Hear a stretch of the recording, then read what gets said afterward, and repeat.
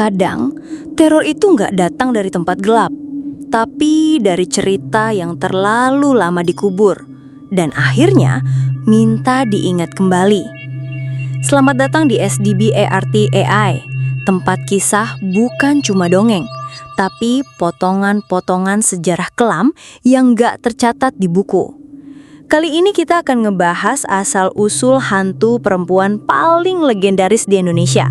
Dan kenapa sampai hari ini tawa lirih dari pohon pisang masih bisa bikin merinding satu kampung. Di tahun 1965, ada sebuah desa terpencil di Kalimantan Barat bernama Wuninggalih. Desa ini jauh dari hingar-bingar kota, diapit hutan lebat, ladang tua dan jalur sungai berliku. Mayoritas warganya hidup sederhana, bercocok tanam, beternak, dan memegang teguh adat istiadat leluhur. Di desa ini tinggallah seorang gadis bernama Ratna Kartikasari, anak sematawayang dari pasangan petani. Ratna dikenal seantero desa bukan cuma karena parasnya yang cantik jelita, tapi juga karena sikapnya yang lembut, sopan, dan pintar menjahit. Dia rajin bantu ibunya di dapur, sering diminta menghias pelaminan, dan kadang ngajar anak-anak kecil membaca Al-Quran di langgar tua samping rumahnya. Tapi sebagus-bagusnya hidup, kadang takdir bisa sekejam itu. Ratna diam-diam menjalin cinta dengan Mahesa, pemuda miskin yang kerja jadi tukang kayu di pinggiran desa. Bahkan, Ratna udah hamil 4 bulan. Mereka udah berencana nikah diam-diam, kabur ke kota, dan mulai hidup baru.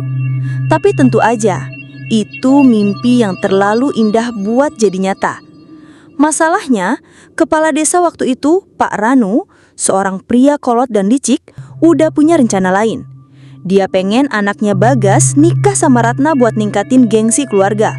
Soalnya, keluarga Ratna dianggap keturunan bersih, keturunan langsung dari pendiri desa. Sementara keluarga Pak Ranu punya sejarah kelam yang dia pengen nutup rapat-rapat. Saat Ratna nolak lamaran Bagas secara halus, Pak Ranu marah besar. Tapi dia nggak langsung bertindak. Dia tunggu sampai malam bulan purnama, lalu nyuruh orang suruhannya nangkep Ratna pas lagi ketemuan sama Mahesa di tepi hutan. Mahesa digebuki sampai mati, dan Ratna dibawa ke tempat keramat ke tengah hutan, di mana desa punya tradisi terlarang, ritual pembersihan aib. Ritual ini udah lama nggak dipakai. Katanya cuma dipakai kalau ada perempuan kotor yang ngebawa malu besar ke desa. Biasanya dilakukan di pohon pisang raja, pohon tua yang batangnya sebesar pelukan 2 orang dewasa. Di sanalah Ratna diikat, ditelanjangi sebagian, lalu dibacakan mantra-mantra kuno sambil tubuhnya diolesi darah ayam hitam. Ratna nggak cuma dibunuh, dia disiksa. Tubuhnya digantung terbalik, perutnya dibelah. Janin 4 bulan yang ada di kandungannya dicabut paksa dan dilempar ke sungai. Air mata Ratna jadi saksi. Tapi malam itu sunyi, dan semua warga disumpah untuk bungkam. Mayat Ratna dikubur tanpa kafan, tanpa doa, dan tanpa tanda nisan. Tapi semua yang hadir malam itu tahu, malam itu mereka bukan ngubur manusia biasa. Mereka ngubur dendam yang teramat perih. Seminggu setelah kejadian itu, tanda-tanda aneh mulai muncul. Sapi mati mendadak, sumur-sumur bau anyir, anak-anak kecil demam tinggi tanpa sebab. Dan satu malam, suara tawa pelan terdengar dari halaman belakang rumah warga. Suara perempuan, pelan, serak, dan mirip banget sama Ratna. Awalnya warga pura-pura nggak dengar. Tapi makin hari, teror makin nyata. Cermin pecah sendiri. Bayi-bayi tiba-tiba hilang dari ayunan, lalu ditemukan di bawah pohon pisang dengan tubuh menggigil.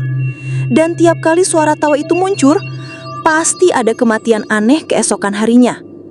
Yang pertama mati adalah Mbah Wiryo, dukun tua yang memimpin ritual pembunuhan Ratna. Mayatnya ditemukan di kandang kambing, digantung pakai rambut panjang. Rambut perempuan. Lidahnya menjulur, matanya mencuat.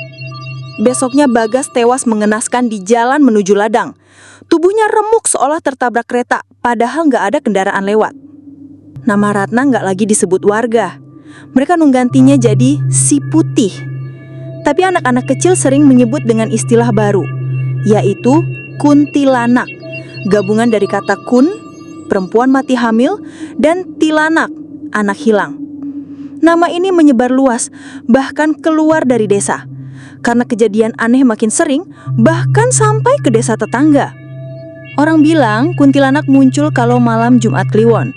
Biasanya nangkring di pohon pisang atau depan rumah. Suaranya pelan, tawanya menyayat hati. Dan kadang dia nyari bayi atau perempuan yang sedang hamil. Tapi sebenarnya yang dia cari cuma satu, anaknya sendiri.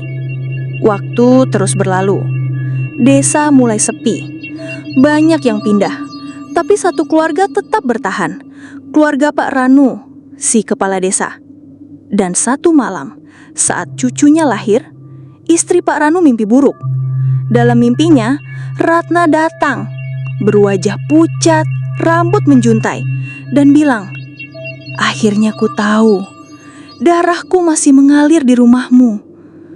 Cucu Pak Ranu ternyata anak hasil perjodohan antara Bagas dan wanita yang tidak diketahui hamil sebelum menikah.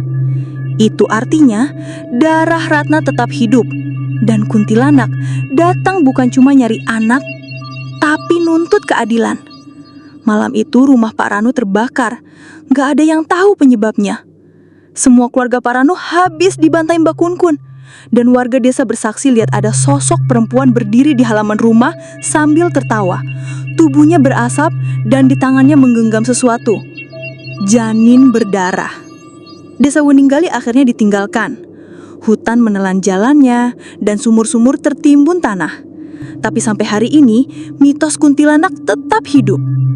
Kalau kamu jalan malam-malam dan dengar suara perempuan tertawa lirih dari balik pohon pisang, jangan coba-coba nyamperin, karena dia nggak nyari hiburan. Dia nyari yang dulu ngubur dendamnya. Terima kasih sudah menonton di SDB ART AI. Jangan lupa like, subscribe, dan nyalain loncengnya.